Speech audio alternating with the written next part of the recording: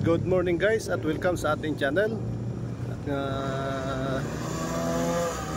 bibigyan ko kayo ng update regarding sa buhos namin kahapon kung saan kami ay inabot ng ulan. At kahit na umuulan ay nakapagbubuhos pa rin kami dahil sa epektibong pagkatatakip. Marami sa atin na pagka masama ng panahon, lalong alam nila na ulan ay talagang pinipigilan na o di na tumutuloy sa pagbubuhos.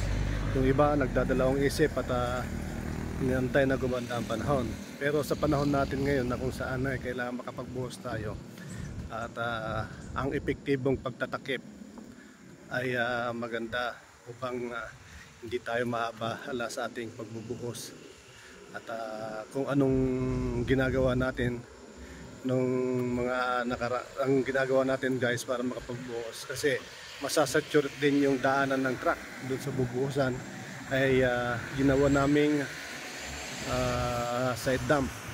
Dahil nga guys ay nandito na kami sa outer lane. Ito outer lane na yan. At kung titignan natin,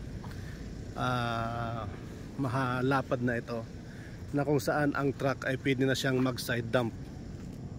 Side dump ang ginawa natin guys para itong base na ito hindi mabugbog sa kadadaan ng truck. Ito guys ay pumasa na sa FDT bago nag-uulan. At kung titignan natin, maganda rin yung materyales, hindi yung materyales na nagra-rubberize. So ito guys, yan ang setup ngayon ng paver. At kung titignan nyo yung lawak na yan, kayang mag side dump na ang dump truck. At kahit masama yung panahon, katulad ngayon masama yung panahon, ay magbubuhos pa rin kami. Kahapon nagbuhos kami, 2 beses kami inabot ng ulan. Ulan na hindi naman kalakasan guys, kasi malalaman mo naman sa kapal ng ulap kung malakas o hindi. At yung aming epektibong pagtatakip ay nakatulong. Kaya ito guys, para yung aming binuhusan kahapon, kami ay magtutuloy-tuloy. Kaya nagsakit kami ng laminated. Tignan talagang basang-basa pa sa babaw.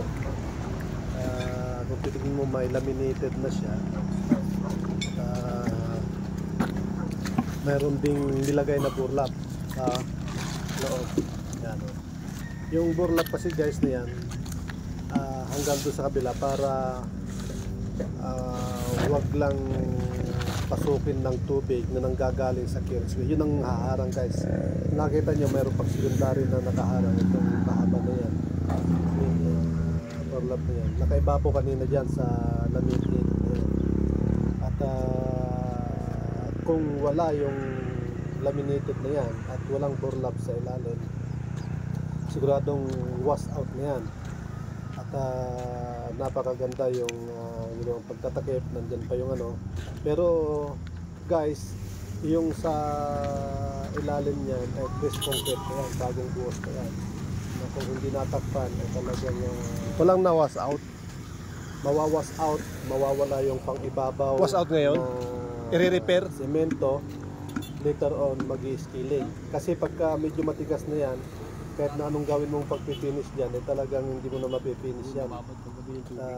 Lilitaw na lang yung kanyang mga buhangin na magagastang. At pagka sinabuyan mo naman o nirepair mo, ito guys, matigas na yung konkreto pero nagawa pa niyang butasin. Ganun kalakas yung ulan guys pagka hindi natin natakpan ng tama. At yun yung pinaka-lowest portion. May nasa gilid naman na lusot, pero kung titignan nyo yung kanyang pinakaguhit ay buhay pa rin. So minimal repair lang mga guys ang ating gagawin para pagka natakpan natin ng tama. Ito may mga pang pantakip, yan ay hiniharang yan kasi ang gagaling nga sa center line at nasa outer tayo, lowest point na yun, lahat ng tubig dapat hindi duman dyan. Dadaan man dyan, hindi na magpipinit rin. Ang doon sa may malapit yung sa bungad, kailangan may laminated doon kasi nga yung lakas ng ulan ay pwede pang magpinit din doon sa burlap. Itong burlap niya parang asyan pero titignan nyo guys, naulan yan ng ilang beses pero buhay na buhay yung guhit pa rin. So yan guys ang ating ginawa na pagtatakip. So yan titignan natin dito sa gawi dito ay medyo matigas na, pero doon sa malapit sa fiber ay kailangan natin maglagay ng laminated. Yun ang para double protection ang gagawin natin guys. Burlap tapos laminated para hindi talaga protection talaga. Ang pagtatakip naman guys doon sa laminated ay hindi pahaba kasi kapos. Wala naman tayong laminated na kasing sukat sa 3.5 meters. So ibig sabihin pinutol yun at patong-patong na kabila binababa. So yan guys ang ating ginawang pagtatakip, paganda. So mamaya titignan natin, re-review natin yung takip natin takpan doon sa malapit sa fiber na naulat din. Talagang dapat hindi tayo para magkakumpis tayo at medyo makarami tayo, hindi natin dadahilan na maulan. Kung yung ulan naman ay nakita natin naman magkalabanan. Fight lang tayo kasi kalimitan ang ulan dito guys.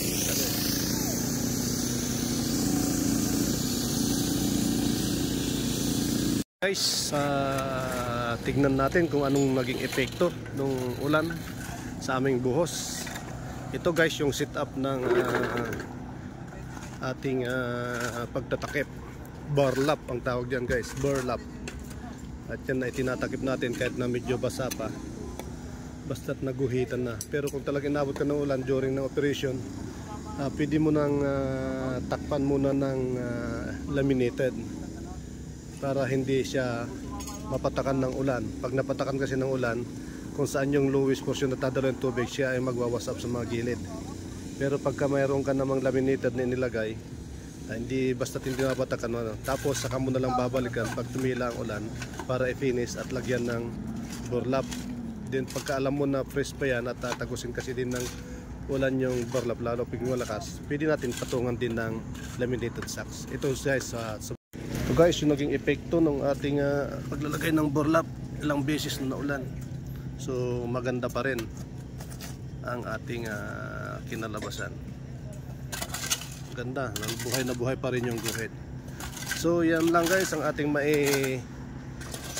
update sa inyo, na kahit na maulan, epektibong pag-cover, paglalagay ng cover ay matutuloy-tuloy tayo. Kasi maraming paraan nung araw na ginagamit kung paano sila mag-cover. Mayroong lalagyan ng bahay-bahay na kung saan hindi naging epektibo.